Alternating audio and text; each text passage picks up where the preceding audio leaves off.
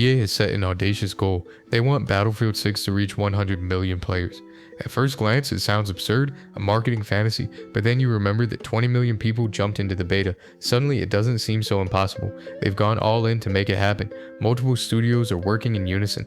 Criterion Games was pulled off Need for Speed to lend their expertise, and at the helm is Vince Zampella, the creative force behind Titanfall, Apex Legends, and Modern Warfare. On paper, this is the perfect storm for a franchise comeback, but Battlefield's biggest challenge isn't Call of Duty. The real battle is happening inside its own community. One of the starkest differences between the finals and modern Battlefield is who the developers choose to listen to. Embark Studios, founded by ex-DICE developers, takes community feedback seriously, but never at the expense of the game's core identity.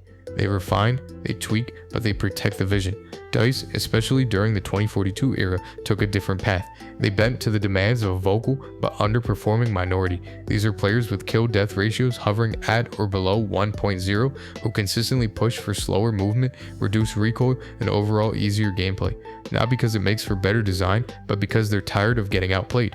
The irony is that these same players would likely perform even worse in a true tactical milsim-like squad, yet they want Battlefield reshaped into their personal comfort zone, even if it means stripping away the very elements that made the series unique. And here's the truth, Battlefield was never meant to be a slow, low TTK corner camping simulator. It's a sandbox of chaos, scale, and momentum. When DICE caters to the wrong voices, they're not just making balance changes, they're eroding the soul of the franchise. The finals is chaos by design. Every match is a living, breathing sandbox where the players write the script, buildings crumble in real time, verticality changes the flow of combat, and gadgets can completely reshape the map. It's a game built on the idea that the most memorable moments aren't scripted, they're created by the people playing. Its visual style reinforces that arcade energy. Now, modern Battlefield often feels more like Hollywood than a sandbox. Tornadoes sweep across the map on cue, skyscrapers collapse in the exact same way every time, and the destruction is more of a cinematic set piece than a player-driven event. Visually though, Battlefield 6 is making a deliberate course correction. The developers have openly said they're drawing heavily from Battlefield 3 and 4's tone and atmosphere, gritty, grounded, and modern. The lighting, color grading, and environmental detail are all designed to evoke that era's boots-on-the-ground authenticity, a stark contrast to the final's stylized, parkour-heavy presentation. It looks spectacular, sure, but spectacle alone isn't enough. The real issue is that Battlefield's shift towards scripted, cinematic moments has often limited real player agency. You're not shaping the battlefield anymore, you're watching a pre-written scene unfold around you, and the reason for that shift is simple. DICE has been bending to the wrong voices. A vocal slice of the community keeps pushing for Battlefield to feel more like a milsim movie, slower pacing, more realistic spectacle, instead of the unpredictable, player-driven chaos it was built on. The result is a game that looks the part, but no longer plays like the Battlefield that made the series legendary. In the finals, movement isn't just traversal, it's strategy. Grappling hooks, jump pads, zip lines, parkour. Every tool you use to move is also a tool you use to win. Mobility isn't a gimmick. It's part of the skill ceiling. The faster and smarter you move, the more options you have in a fight. That's no accident.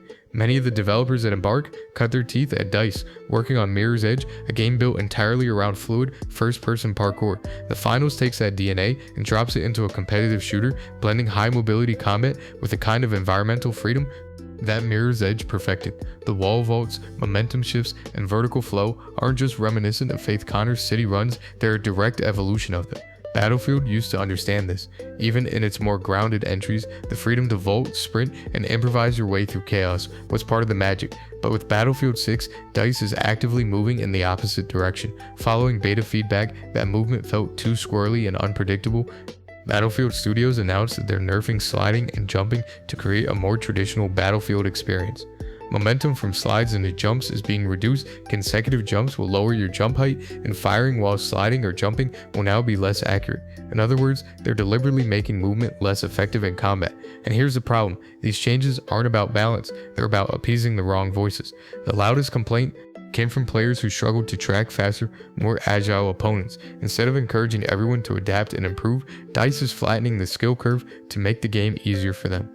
Better movement doesn't break Battlefield, it makes it better. It creates more dynamic fights, more memorable plays, and more ways for skilled players to outthink and outmaneuver their opponents. Nerfing it in the name of tradition doesn't preserve Battlefield's identity, Because Battlefield's identity was never about rigid realism. It was about freedom, chaos, and thrill of doing something the other team didn't see coming.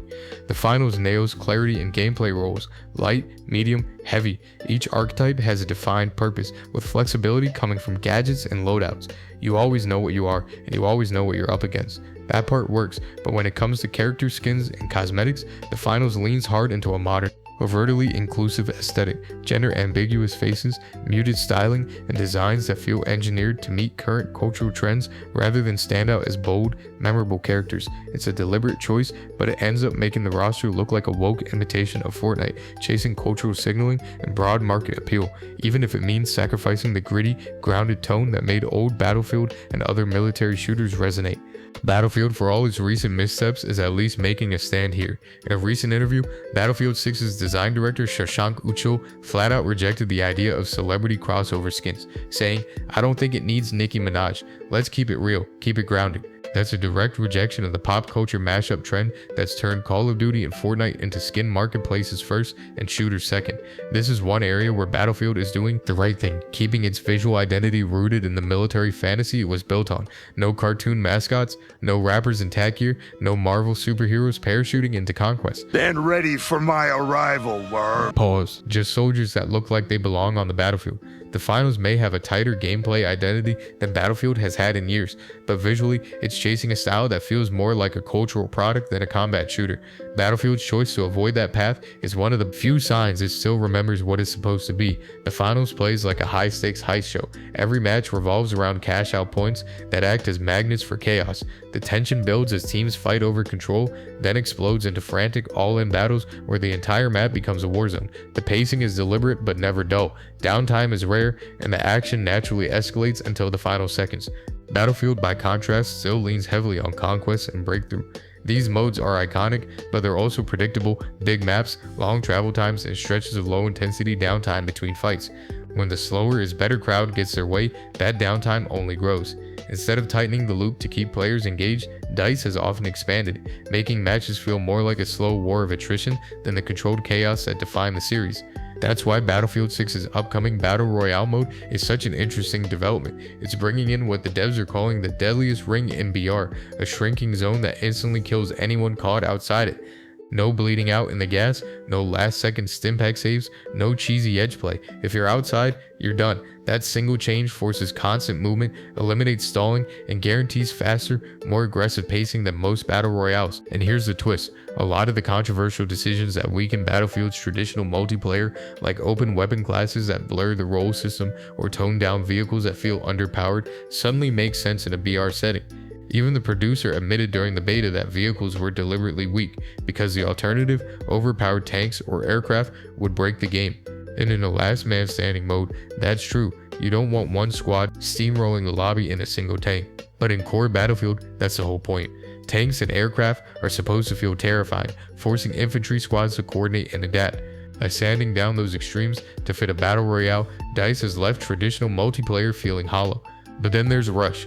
In Battlefield 3, Rush was near perfect because the maps were built for it. Every sector was designed with clear lanes, destructible cover, and natural choke points that created cinematic pushes and desperate last stands. It was tight, intense, and balanced for its 32v32 scale. In Battlefield 6, Rush feels like an afterthought. It's capped at just 24 players, and instead of being crafted for the mode, it's shoehorned into maps designed to be jack-of-all-trades playgrounds for multiple modes. The result is pacing that feels off, too much empty space between objectives, too little chaos when you get there, and none of the relentless momentum that made BF3's Rush legendary. It's a textbook example of how trying to make one map serve every mode ends up making none of them shine. The problem isn't that Conquest, Breakthrough, or Rush are inherently bad, it's that they're being shaped by feedback from players who want Battlefield to be something it's not. Slower pacing doesn't make the game more tactical, it just makes it less exciting. The finals understands that objectives should create chaos, not contain it. Battlefield used to understand that too, but listening to the wrong voices has dulled its edge. Too casual for milsim purists, too punishing for casuals, and too slow to adapt for everyone in between. This is what happens when you let conflicting demands dictate your roadmap. Instead of confidently steering the game forward, you end up in a constant cycle of backtracking and compromise. Battlefield 6 promises a better cadence, but history shows that if DICE keeps bending to the wrong voices, they'll spend more time undoing mistakes than building momentum. Meanwhile, the finals proves that speed and decisiveness matter. Players stick around when they feel heard, but they stay loyal when the game stays true to itself. That's the difference between a live service that grows stronger over time and one that's always trying to recover lost ground. The finals takes risks. Big ones: full destruction that changes the map mid-match, vertical arenas that force you to think in 3 dimensions, wild scoring mechanics that flip the flow of a round in seconds. It's the kind of design that says, we know this might not be for everyone, and that's fine. That confidence is why it feels fresh every time you play. Modern Battlefield, by contrast, when it does innovate, it's usually on the surface. Particle effects, dynamic weather, cinematic set pieces, rather than in the core gameplay loop.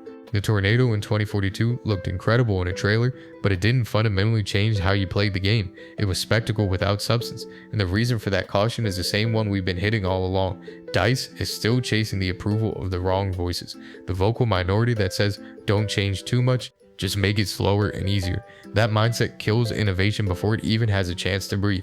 The finals proves that you can keep a game's identity intact while still pushing boundaries. Battlefield used to do that. Think Bad Company 2's destruction or Battlefield 3's leap in scale and fidelity. But when you're trying to please everyone, you end up taking the safest possible route, and safe doesn't win back players. The finals builds its maps like living, breathing arenas. They're vertical, destructible, and layered in ways that make every round feel different. A building that was intact in the first minute might be rubbled by the third. A rooftop that was a sniper perch can be blown open into a new entry point. The battlefield itself evolves as the match unfolds, forcing players to adapt on the fly. Battlefield's maps, by contrast, have grown wider but flatter, both literally and in gameplay terms. They're massive in scale but mostly static. You can blow a hole in a wall or drop a section of cover, but you can't fundamentally reshape the environment. The destruction that once defined the series has been dialed back to scripted moments, and the result is maps that look impressive but often play empty. And here's the kicker: this isn't an accident. It's the direct result of listening to the wrong crowd. The same players who push for slower pacing also push for bigger, more realistic maps. They got exactly what they asked for and then complained that the maps felt lifeless. In chasing their approval, DICE traded away the tight, chaotic energy that made older Battlefield maps unforgettable. The finals proves that map design isn't just about size, it's about interaction. When the environment can be shaped, destroyed, and rebuilt mid-match, it becomes part of the fight. Battlefield used to understand that. Now it's building stages for a show instead of sandboxes for a war. At the end of the day, the split between Battlefield and the finals isn't just about mechanics, it's about identity. The finals is what happens when ex-DICE developers are given full creative control and the freedom to chase their vision without compromise. It's chaotic, vertical, destructible, and unapologetically arcadey in its pacing, but it's also chasing a visual style that feels more like a woke Fortnite imitation than a gritty shooter. Battlefield, meanwhile, has the money, the tech, and the brand power to dominate the genre, but it's been sabotaging itself by listening to the wrong voices. The vocal minority that wants slower pacing, less recoil, and bigger, emptier maps has pulled the series away from its sandbox roots.